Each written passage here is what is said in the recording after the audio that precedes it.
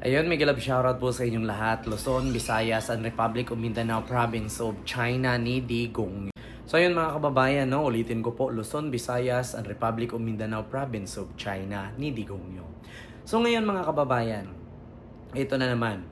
Pagkatapos po ng sunod-sunod, halos 2 linggo, 3 linggo, ang pagsisigaw ng sambayanang Pilipino na i-impeach ang anak ni Digong na si Sara Duterte bilang Vice Presidente ng Pilipinas, bumuelta na naman ang nag-uulyanin na Mao Digong na pro-China at rebelde ng Pilipinas. Actually, rebelde naman po talaga ang tawag kay Digong ngayon. Bakit?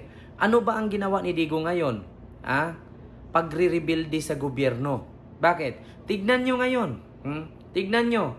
Meron na naman siyang interview or guesting sa isang show na kung saan marami na namang sinasabi si Digong na kasiraan sa gobyerno ni Pangulong Bongbong Marcos.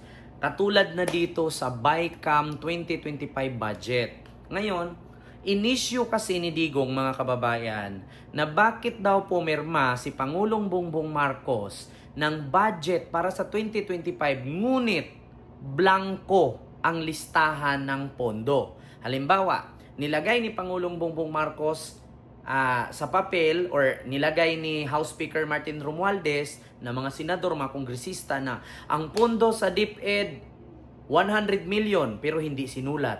Ang pondo sa PhilHealth 100 million pero hindi isulat para daw pwedeng instead of 100 million pwedeng gawing 1 trillion. So ganun ang gustong iparating ni Mao Digong sa mga supporter niyang DDS na tanga-tanga. So ganito po 'yan.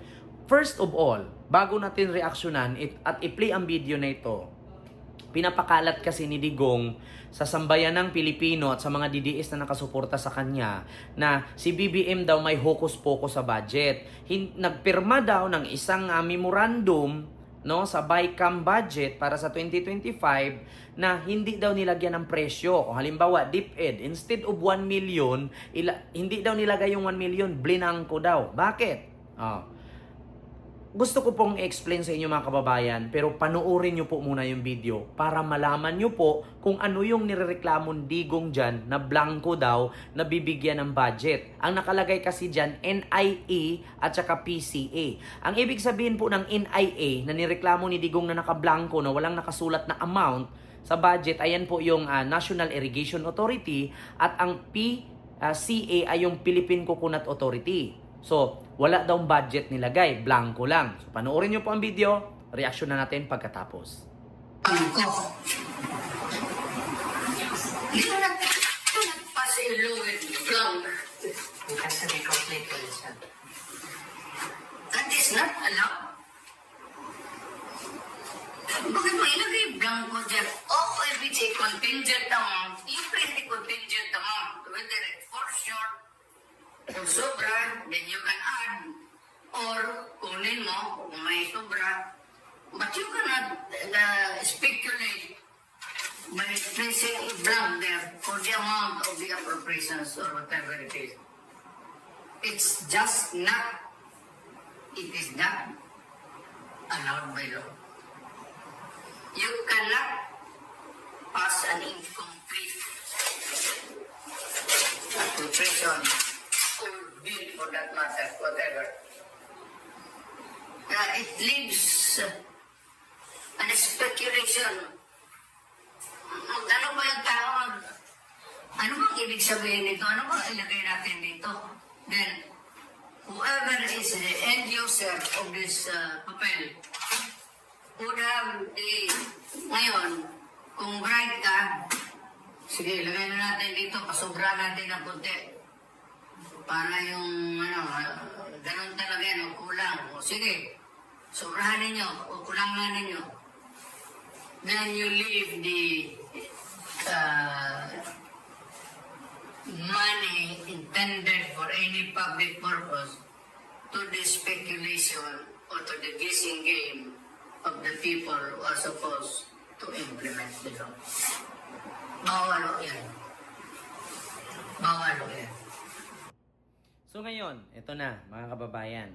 Ang gustong iparating dito ng dating presidenteng Digong bakit daw pumirma si Pangulong Bongbong Marcos, no, na blanco daw yung mga budget, hindi daw sinulatan. So, ang sabi ni Digong, baka daw, no, gustong magnakaw ni BBM, instead of 1 million lang ang budget, gagawing 1 trillion para manakaw daw yung iba, manakaw daw yung sobra. So, dapat 1 million lang, ginawang 1 trillion. So, yun ang gustong iparating ni Digong. Ibawal daw yan sa batas na pag mag-propose ka ng pondo ay blanco. Ito po gusto ko lang explain sa inyo. Yung nakuha po na dokumento ni Digong, ay galing po yan sa mga senador na hawak niya sa liig. Yung mga senador na mga walang proyekto, walang nagawa sa bayan, puro kuda, puro nganga, puro mukbang, hawak sa bigote. Yan po yung mga senador na hawak niya sa liig.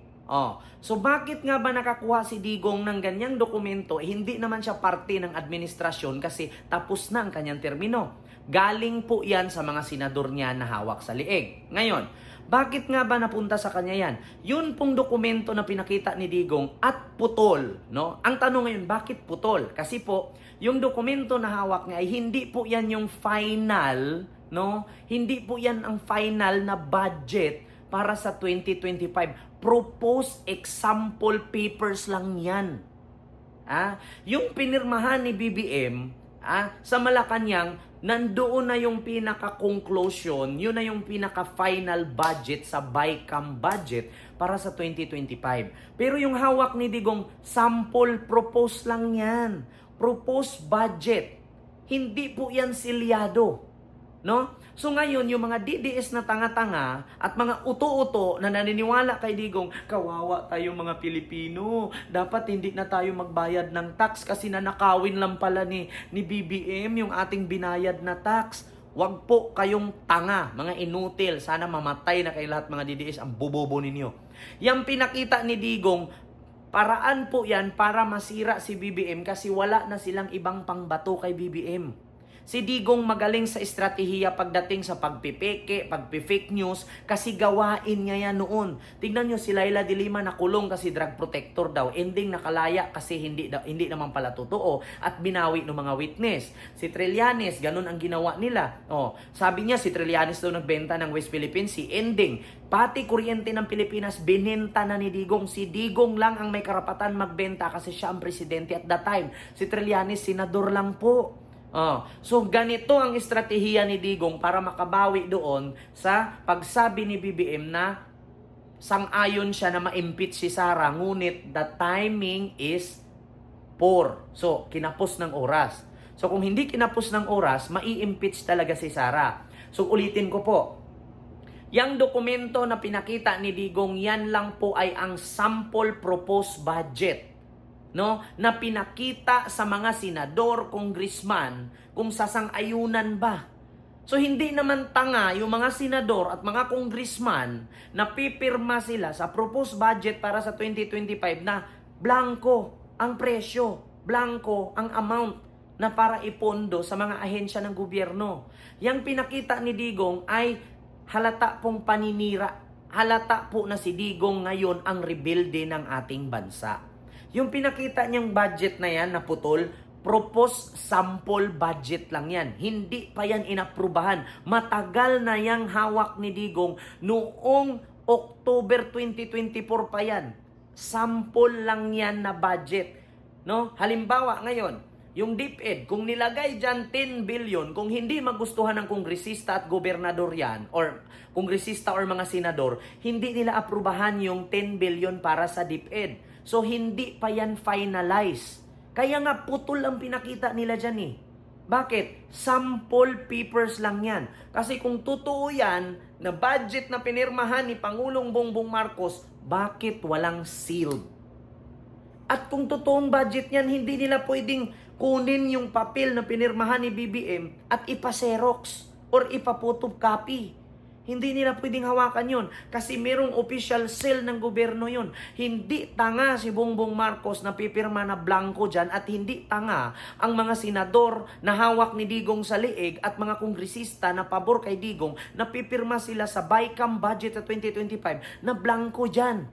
So, ngayon yung mga DDS na tanga na naniniwala sa nilabas ni Digong, sa tingin nyo ba, Kung kayo ang senador, ikaw si Bato, ikaw si Bongo, ikaw si Robin Padilla, ikaw si Villar, ikaw si Jinggoy, papayag kaya sila? Si Bato, si Bongo, si Villar, si Jinggoy, at saka si, Amy Marcos na pipirma, blanco ang budget. Ginawang tanga ni Digong ang mga DDS. Wala na kasi silang ibang maibato, kundi siraan si BBM. Yung pinakita ni Digong na budget na yun, na pondo na yan, sample papers lang yan. Hindi yan official. Bakit? Hindi silyado. Kung silyado yan, hindi mo pwedeng sinong kukuha doon sa Malacanang sa lamisa ni BBM at ipapotocopy at ibigay ni Digong? Yang papel na pinakita na yan, proposed budget pa lang yan, noong 2024 pa yan, October. Iba na po ang presyo at amount ng mga budget ngayon sa pinirmahan ni BBM. Hindi naman siguro tanga si Bato. Ngayon, kung totoo yan na pinakita ni Digong na blanco ang pinirmahan ni BBM, ba't hindi nag-react si Bato, si Bongo, si Crispo, si Chis Escudero, si Martin Romualdez, si Cynthia Villar, Amy Marcos, Jinggoy Estrada, Philip Salvador, Lito Lapid? Bakit hindi nagre-react? Risa Hontiveros, bakit ni isang senador o ni isang congressman walang nagre-react na pumirma si BBM dyan na blanco? Gawa-gawa at paninira lang ni Digong yan. Bakit? Sa totoo lang kahit magsirko balintong si Digong dyan, wala nang maniniwala sa kanya.